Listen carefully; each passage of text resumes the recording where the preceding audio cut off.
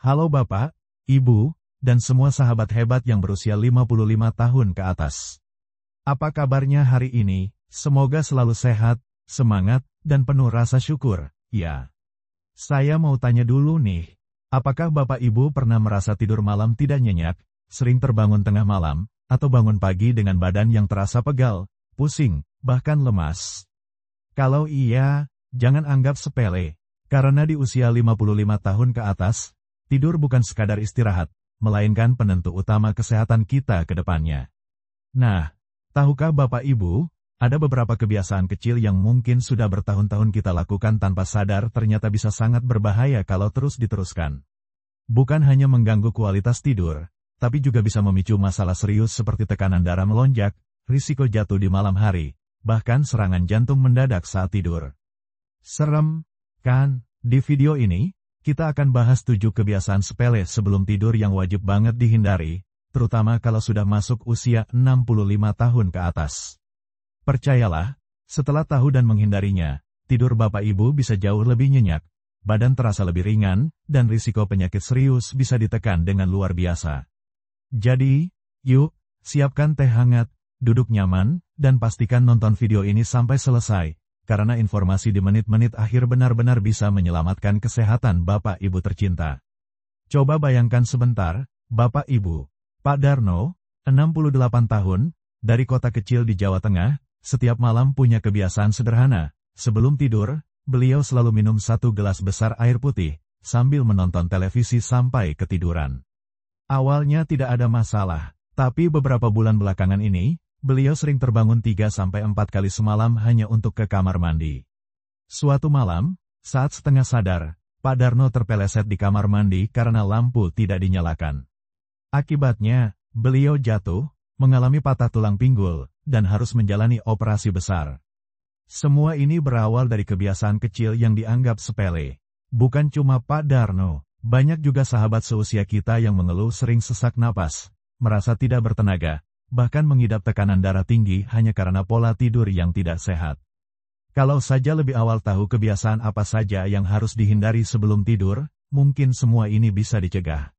Itulah sebabnya video ini sangat penting, bukan untuk menakut-nakuti, tetapi untuk menyadarkan kita semua, bahwa menjaga kesehatan itu bisa dimulai dari hal-hal kecil di malam hari. Ingat ya, tidur malam yang buruk hari ini, bisa berdampak pada kualitas hidup bertahun-tahun ke depan. Dan kabar baiknya, mulai memperbaiki kebiasaan tidur itu tidak sulit, asal tahu caranya, dan mau mulai dari sekarang. Nah, sebelum kita lanjut membahas ke-7 kebiasaan berbahaya itu satu persatu, saya mau tahu dulu, nih. Bapak, Ibu, dan sahabat semua yang lagi nonton, dari kota mana asalnya? Dan usia berapa sekarang? Coba tuliskan di kolom komentar, supaya kita bisa saling menyapa, berbagi semangat, dan saling menguatkan. Yuk, kita bentuk komunitas sehat usia emas di sini. Dan tentu saja, pastikan Bapak Ibu menonton video ini sampai selesai.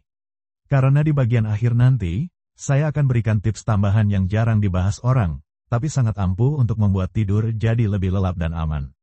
Jangan lupa juga untuk subscribe channel ini ya, supaya Bapak Ibu tidak ketinggalan video-video penting lainnya tentang kesehatan, gaya hidup, dan kebahagiaan di usia 55 tahun ke atas. Ingat, perubahan besar untuk hidup sehat itu dimulai dari langkah kecil dan salah satunya adalah dengan mengubah kebiasaan tidur malam ini. Jadi, siap untuk hidup lebih sehat dan bahagia. Yuk, kita mulai videonya sekarang juga. Kebiasaan 1, minum terlalu banyak air sebelum tidur. Bapak, Ibu, siapa di antara kita yang sebelum tidur, merasa perlu minum banyak air supaya tubuh tetap terhidrasi? Itu niat yang baik, tapi kalau dilakukan berlebihan, justru bisa menjadi bumerang, apalagi di usia 65 tahun ke atas. Kenapa? Karena kemampuan kandung kemih kita seiring bertambahnya usia mengalami penurunan. Otot-ototnya tidak lagi sekuat saat kita masih muda. Minum terlalu banyak air sebelum tidur membuat kandung kemih cepat penuh di tengah malam. Akibatnya, tubuh kita harus membangunkan kita untuk buang air kecil. Ini membuat tidur terpotong, kualitas tidur menurun drastis. Yang lebih mengkhawatirkan lagi, saat kita bangun dalam keadaan setengah sadar dan harus berjalan ke kamar mandi, risiko jatuh sangat besar. Di usia lanjut, jatuh bukan hanya soal luka kecil, patah tulang, trauma, Bahkan hilangnya kemandirian bisa terjadi hanya karena satu kali terjatuh. Dan itu semua berawal dari hal yang kita anggap, cuma minum air kok. Padahal, efek jangka panjangnya sangat serius.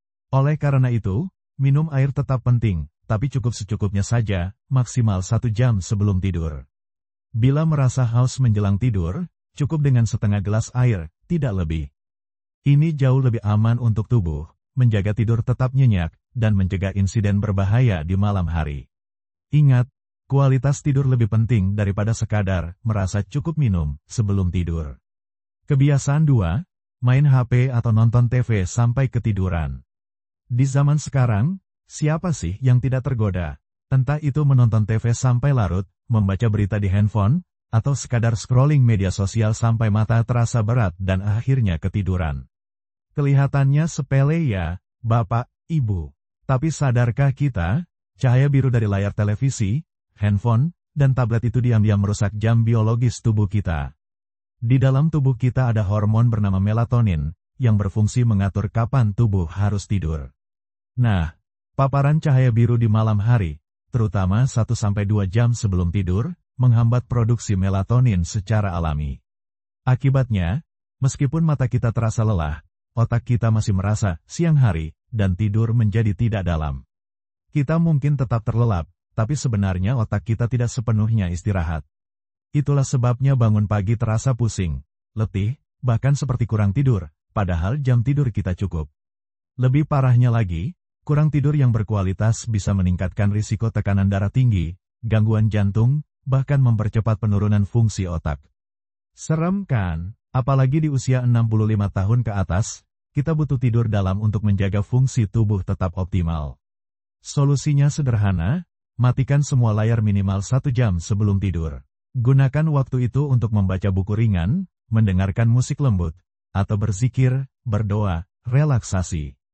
Percayalah, perubahan kecil ini bisa membuat tidur kita pulih lebih dalam, tubuh lebih bugar keesokan paginya, dan hati terasa lebih damai. Kebiasaan 3, makan camilan berat sebelum tidur. Siapa yang kadang-kadang merasa lapar tengah malam, lalu mengambil gorengan, mie instan, atau kue manis untuk mengganjal perut? Wajar, apalagi jika seharian aktivitas padat. Tapi sayangnya, makan camilan berat sebelum tidur bisa membawa efek yang lebih buruk daripada sekadar bertambahnya berat badan.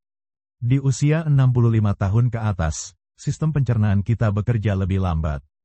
Bila kita makan berat sebelum tidur, tubuh dipaksa bekerja keras mencerna makanan saat seharusnya fokus beristirahat. Ini menyebabkan perut terasa begah, lambung terasa penuh, dan yang paling sering terjadi adalah asam lambung naik ke kerongkongan saat kita tidur. Kondisi ini tidak hanya membuat dada terasa panas, heartburn, tetapi juga bisa menyebabkan terbangun dengan sesak napas, batuk, bahkan risiko aspirasi, makanan masuk ke paru-paru, yang sangat berbahaya di usia lanjut. Selain itu, kadar gula darah bisa naik drastis saat malam, meningkatkan risiko diabetes tipe 2 yang sudah mengintai di usia lanjut. Apa solusinya? Jika memang merasa lapar sebelum tidur, pilih camilan ringan yang mudah dicerna seperti pisang, segelas susu hangat rendah lemak, yogurt tanpa gula, atau oatmeal polos. Jangan jadikan makan berat sebagai kebiasaan malam hari. Tubuh kita butuh istirahat, bukan kerja keras di malam hari. Dengan mengubah kebiasaan kecil ini, Bapak dan Ibu bisa menjaga kesehatan pencernaan, tidur lebih nyaman, dan menjaga berat badan tetap ideal di usia emas. Kebiasaan 4, langsung tidur setelah minum obat. Banyak dari kita punya rutinitas minum obat sebelum tidur, obat tekanan darah, obat jantung, atau obat lambung. Ini tentu baik, karena mengikuti anjuran dokter. Namun, satu kesalahan kecil yang sering terjadi adalah langsung merebahkan diri setelah minum obat. Padahal, tahukah Bapak Ibu, beberapa jenis obat perlu waktu untuk sampai ke lambung dengan benar, agar terserap sempurna ke dalam tubuh. Ketika kita langsung rebahan setelah minum obat, risiko naiknya asam lambung menjadi tinggi, apalagi kalau posisi kepala sejajar dengan perut. Ini bisa menyebabkan iritasi pada kerongkongan, mual, bahkan rasa panas di dada yang membuat tidur tidak nyaman. Lebih parah lagi, beberapa obat jenis kapsul bisa menempel di kerongkongan jika belum benar-benar masuk ke lambung, menyebabkan luka dan peradangan. Hal kecil ini bisa membawa dampak besar untuk kesehatan kita. Oleh karena itu, setelah minum obat, berikan jeda sekitar 15-30 menit sebelum tidur. Gunakan waktu tersebut untuk aktivitas ringan seperti membaca doa malam, menyiapkan tempat tidur, atau meditasi ringan. Ini bukan hanya soal kenyamanan, tapi juga soal efektivitas obat bekerja di dalam tubuh. Obat akan terserap maksimal, manfaatnya akan lebih terasa, dan tubuh Bapak Ibu bisa pulih dengan lebih baik sepanjang malam. Yuk, jangan buru-buru rebahan setelah minum obat. Mulai biasakan, demi kesehatan jangka panjang kita. Kebiasaan 5, tidak mengecek posisi kasur dan jalur ke kamar mandi. Mari kita jujur, siapa di antara kita yang pernah tersandung benda kecil saat jalan ke kamar mandi malam-malam? Hal-hal sepele seperti kabel charger, sandal, atau kursi kecil di lantai bisa menjadi jebakan berbahaya, apalagi di malam hari saat pandangan mata menurun drastis. Di usia 65 tahun ke atas, kecepatan reaksi tubuh kita sudah tidak secepat dulu. Ketika tersandung, tubuh kita tidak lagi otomatis bisa mengimbangi seperti waktu muda. Akibatnya, risiko jatuh jauh lebih besar dan jatuh di usia lanjut bisa berarti patah tulang, operasi, bahkan kehilangan kemampuan bergerak mandiri. Sangat menyedihkan jika hanya karena sebuah sandal terselip di jalur kita harus kehilangan kebebasan bergerak, bukan? Oleh karena itu, penting sekali untuk menyiapkan jalur aman dari tempat tidur ke kamar mandi setiap malam sebelum tidur. Pastikan tidak ada benda berserakan di lantai. Gunakan lampu tidur kecil yang cukup terang untuk menerangi jalan. Kalau perlu, pasang pegangan tangan di sepanjang jalur, terutama jika kamar mandi jauh. Ini bukan berarti kita menjadi lebay, tapi ini adalah bentuk perhatian penuh kepada diri kita sendiri. Keselamatan kita tidak boleh ditawar. Ingat, satu langkah aman hari ini bisa menyelamatkan puluhan langkah sehat di masa depan. Jadi, sebelum tidur malam ini, cek jalur kamar Bapak dan Ibu. Pastikan aman, nyaman, dan bebas hambatan. Ini investasi kecil untuk keselamatan besar. Kebiasaan 6, tidur dalam kondisi marah atau cemas.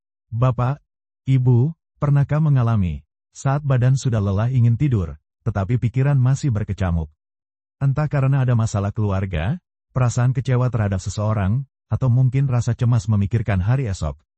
Hati-hati, karena tidur dalam keadaan marah, gelisah, atau cemas bisa menjadi bom waktu bagi kesehatan tubuh kita.